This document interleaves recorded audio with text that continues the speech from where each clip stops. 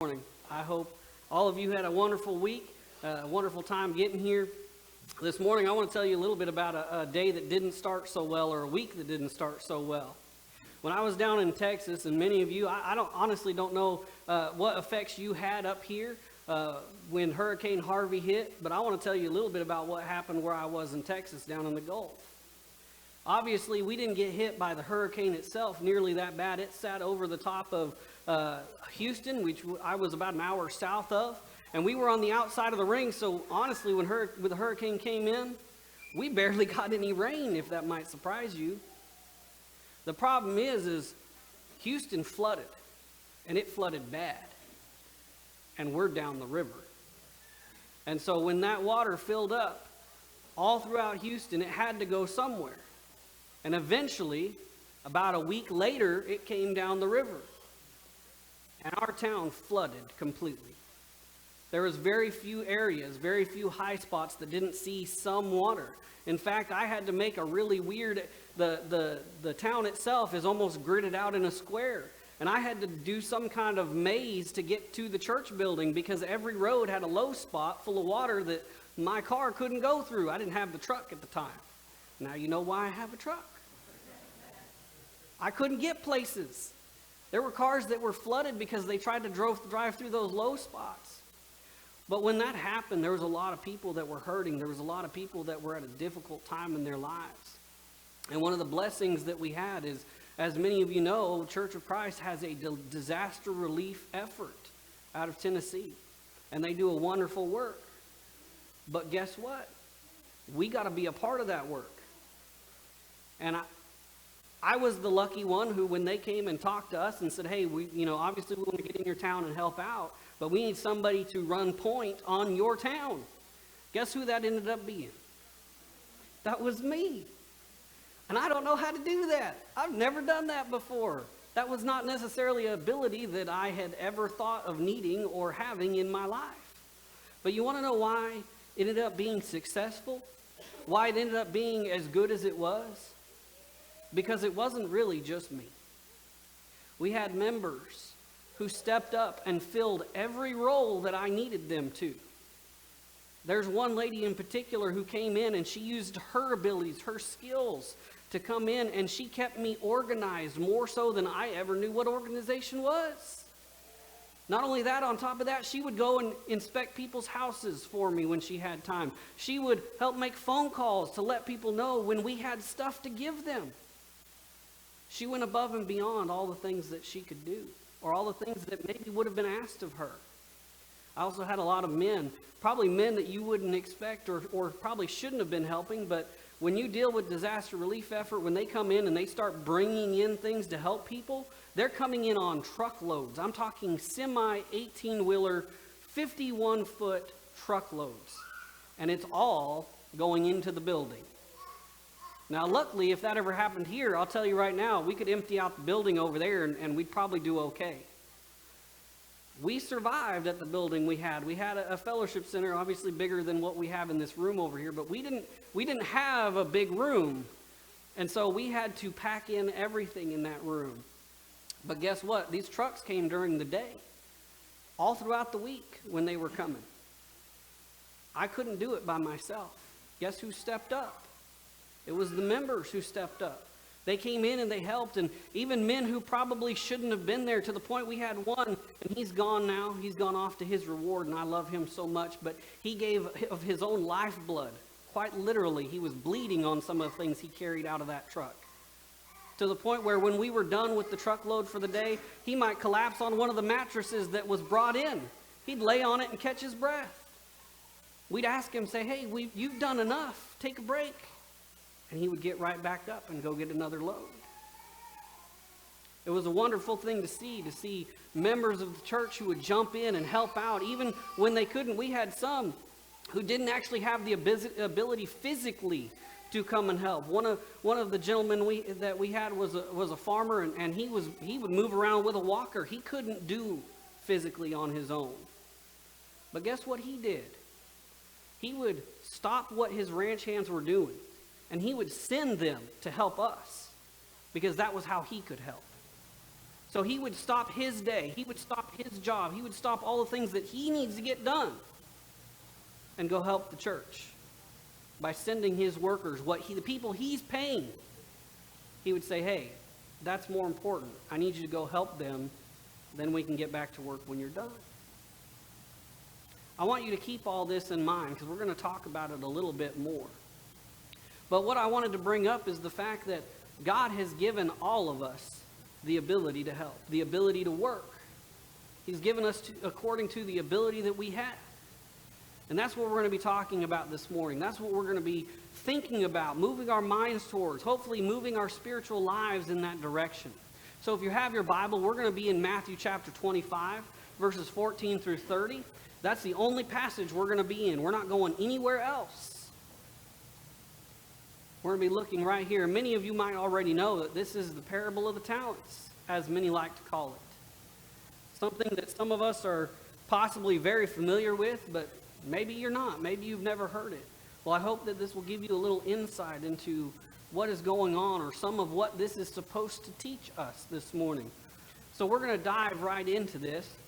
And the first thing that I want to do is examine this parable for just a few minutes. Take a look at what it's saying, what's going on, just from an overview. And then we'll actually dive into how we can apply it to our lives.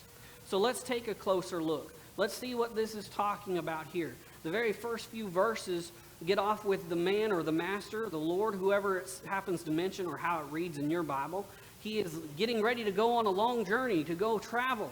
And so he takes his goods and he distributes it among his servants, among his slaves, your version might say.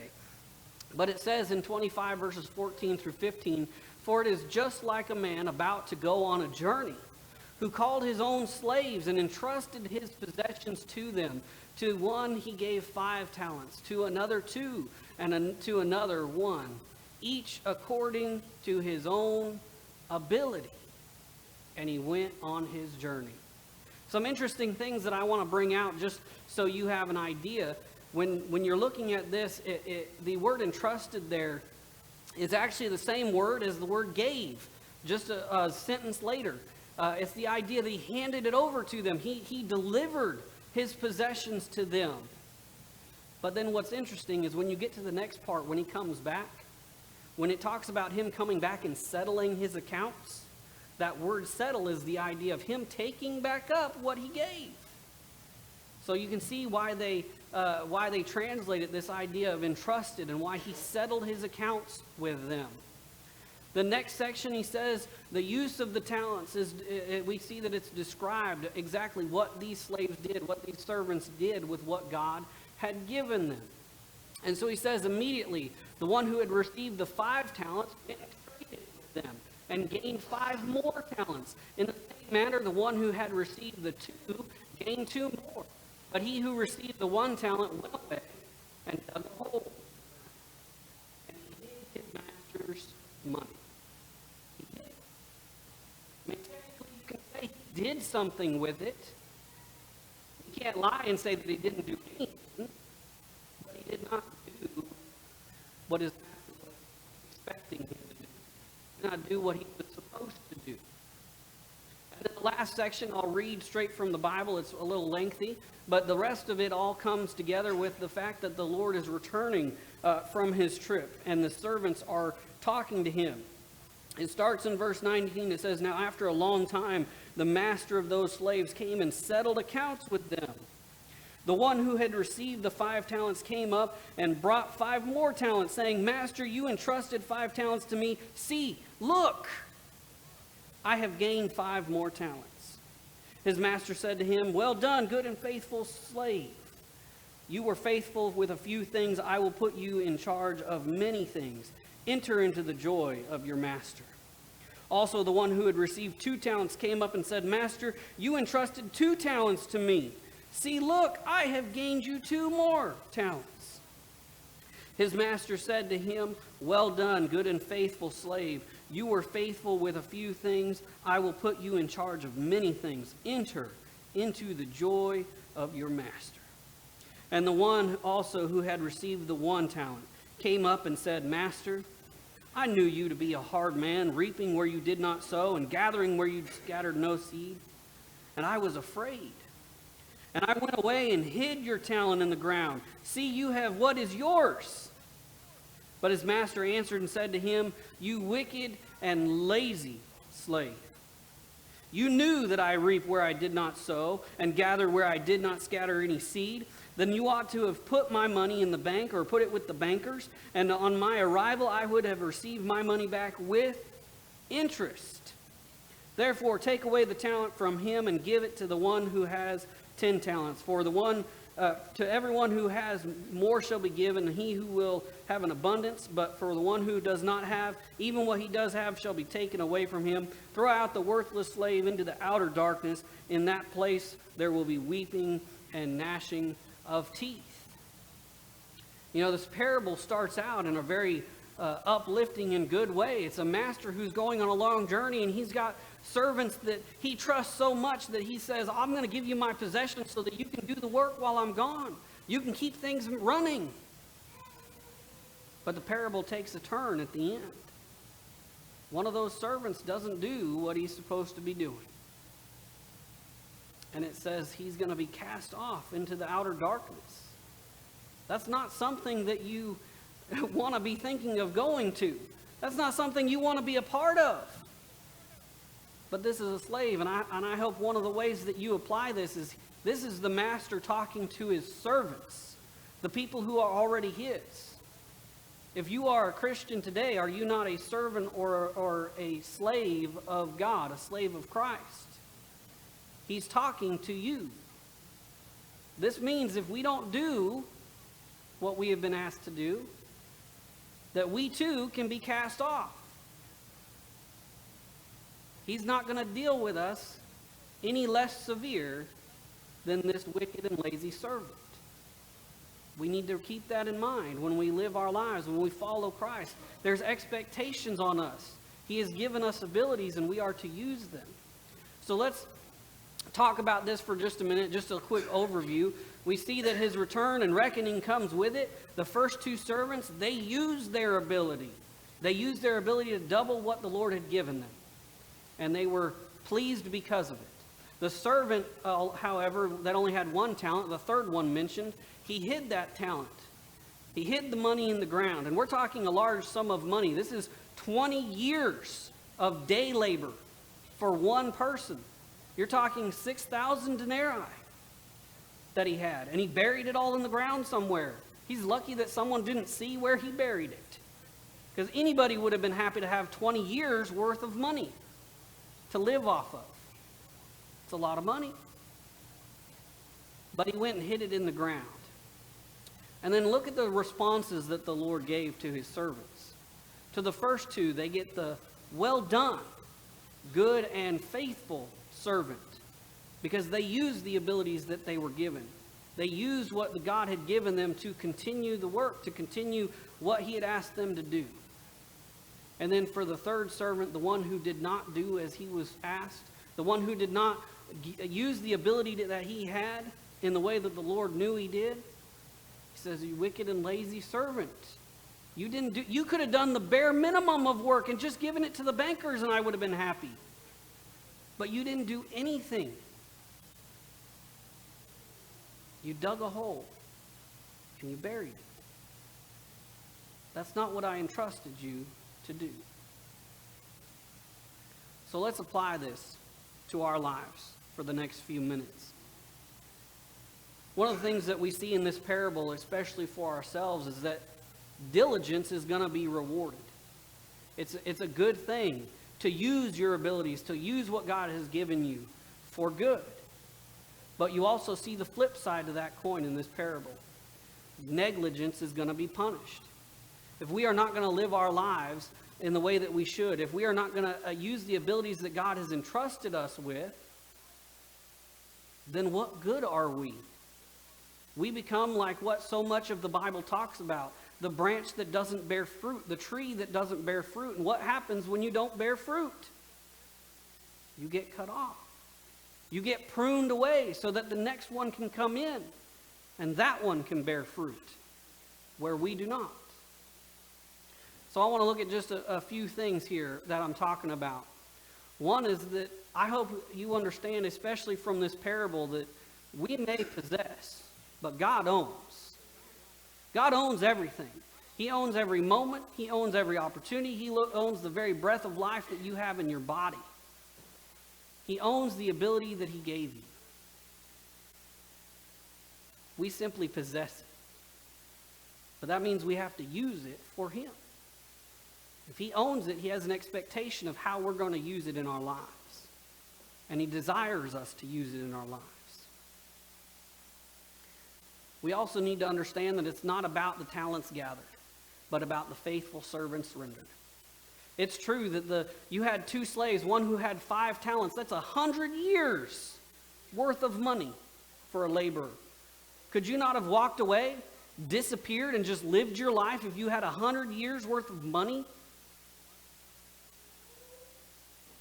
But he doesn't do that. He is faithful to his Lord, and he doubles what he has. Same thing with the other. But in the end, it's not about how much money he made back for the master. It's not always about doubling what you've come with. If that servant would have gone out there, put the effort, and did all that he could, maybe he would have doubled it. Maybe he would have done even more. Maybe he would have done less. But the point was the faithful service. It was not about the money itself. It was about using what you are given in the service of God. And then the reward part of it was this statement. When you saw the first 2 were saying, look what I've done, Lord, look what I have accomplished for you. They had joy in what they did because they knew they had done good. And the master says, enter into the master's joy. When you are serving the Lord, you get to share in that joy. And I'm not saying that we're trying to take credit, because we know God is the one who gives increase. God is the one who helps us grow each and every day of our lives. But what I'm saying is, when you think about the work that you're doing, do you not take joy when you are serving God? Do you not take joy in the fact that when you go and talk to someone about Christ and they take an interest, does that not excite you? Does that not bring joy to your heart to say, somebody else is starting to love the Lord? That should make you happy. Say, the more brothers and sisters we have in Christ, the bigger the family, the happier we should be. We get to share in that joy when we serve. And that's what God is asking us to do. He's saying, serve. Do what I have asked you to do. Do what I have entrusted you to do. And then we start going the other way. And one of the things you see towards the end, when that wicked and lazy servant comes and he says, Lord, I knew that you were a man who reaps where he doesn't sow. I was afraid. I wanted to make sure I could at least give you back what you gave me. I was afraid of losing any of it. What you see is him making excuses. He makes excuses rather than using the ability he has. And I'll be honest, sometimes it's as hard to make excuses as it is to just do what you've been asked to do. I can't tell you how many times as a kid, my parents might say this is true or not, but I'm pretty sure there was a few times as a kid that I made more excuses than if I would have just done my chores. It would have been done a lot sooner, and I would have gotten to do what I actually wanted to do that I was trying to make excuses to get to earlier. Ended up wasting more of my time. The other part of this is, and this might sound blunt, and I'm sorry if it hurts feelings, but we all can make excuses. Some of us maybe have legitimate excuses. Some of us maybe have more hardships than others, but everybody in this room can make an excuse for why they're here. I can make an excuse. If I so chose to, I lost my older brother to cancer, which many of you know. I could have chose to never believe in God again. I could have chose to blame him. But instead I trusted in him. And I follow him. Because I know he loves me. And I know he takes care of my brother even now. We can all make excuses to not do the work. But the excuses aren't going to be good for us. All they show is someone who is trying to get out of what God has asked him to do. We don't want to be in the same category as the wicked and lazy servant. Trust me. because the last one was the point of where it goes. If you fall into that category, what does he say is coming? Ruin is coming for your life. It's reserved for the worthless servant. It's reserved for the one who is not willing to do what God has given him the ability to do. We can all make excuses, but don't fall into this category. Don't make excuses. It's not about doing everything every moment of your life. God understands that you might have to work to provide for your family. God understands that you have to sleep at night. I'm not saying you give every waking moment of your life, but the fact is when you're working, could you not talk about God? Could you not talk about Christ? You can do the work without it being the only thing you do. That's okay, as long as you are doing the work. The whole point is that we are to be faithful servants if we ever want to hear, well done. If that is your desire, that when you stand before God on Judgment Day, that he will say, well done, good and faithful servant, enter into your master's joy. You have to be a faithful servant. That is what this lesson is teaching us, or part of what this lesson is teaching us. There's a lot more that this parable teaches than just this. So let's, for just the next few minutes, now that we've kind of applied what it means to us, let's talk about determining what our abilities are. I know sometimes we always skip the point where not only applying it, but sometimes talking about how we actually figure out what we can do. Let's talk about that for a minute. Determining our abilities has a few steps to it, and I hope I can run through a few of those and maybe help you understand what yours are, or maybe learn how to find what your abilities are. Because trust me, God has given you them. It's just figuring out what they are and then using them is what we have to do. So the first thing I want to point out is that we need to remember that all of us don't have the same abilities. They're all going to be different. That's why all throughout the Bible you see different passages that mention the fact that some of you might be arms, some of you might be legs, some of you might be eyes, some of you might be ears. The point is we're not all the same. And the reason that we can function so well together is because we're not all the same. We can't all be just one thing. If we didn't have any teachers, who would teach? We have to be different, and that's a good thing.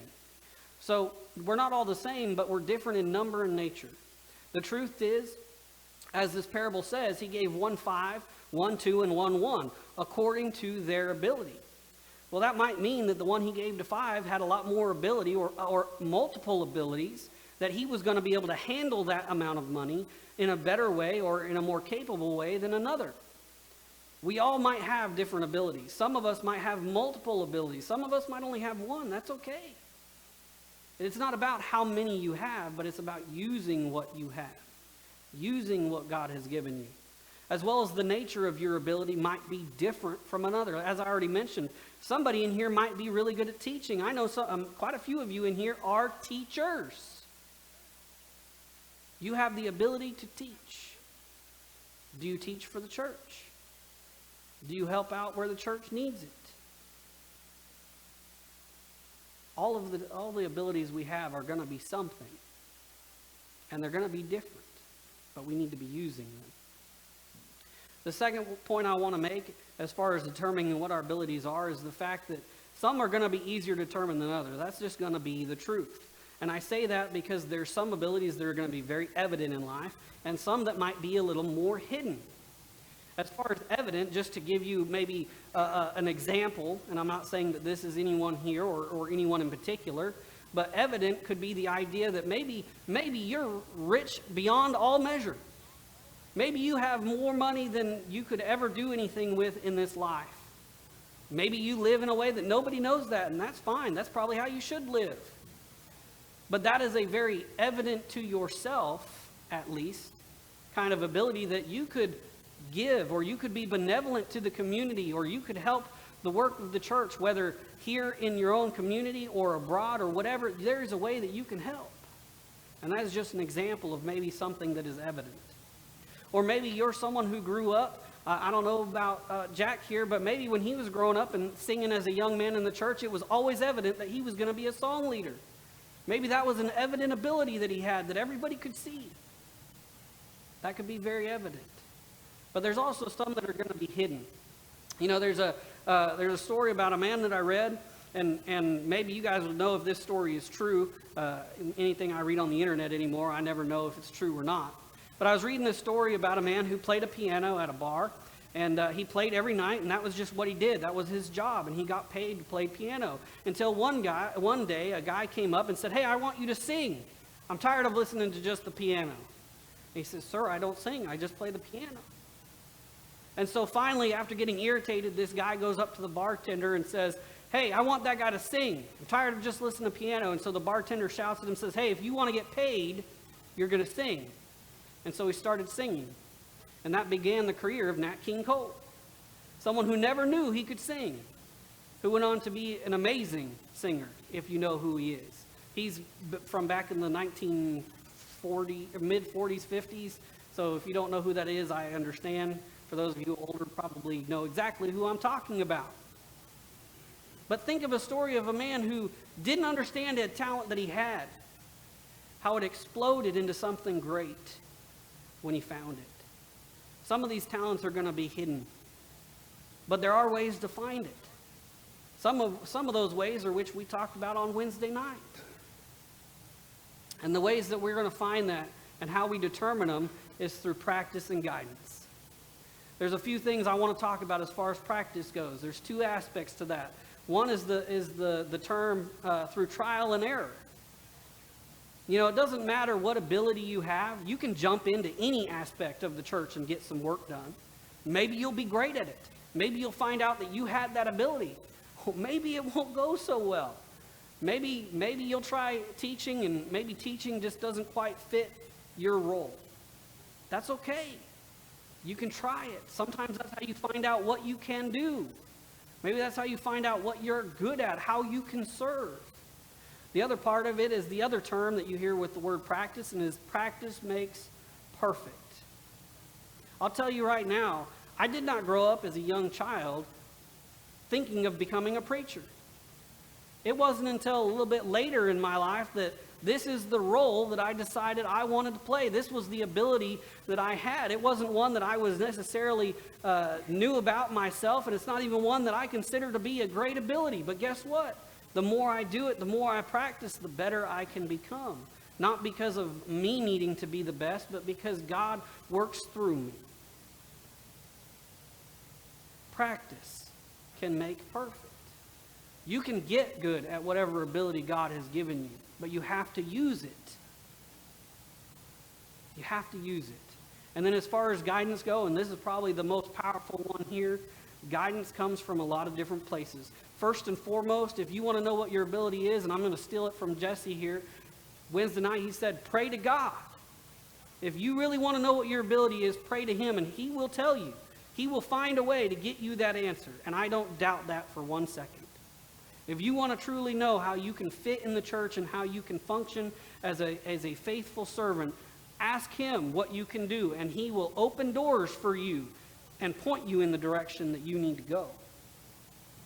The other part of guidance that you can get is, and this is maybe more so true for most people, sometimes it's hard to see the potential you have in yourself. Sometimes it's hard to talk about the strengths and the weaknesses that maybe you have.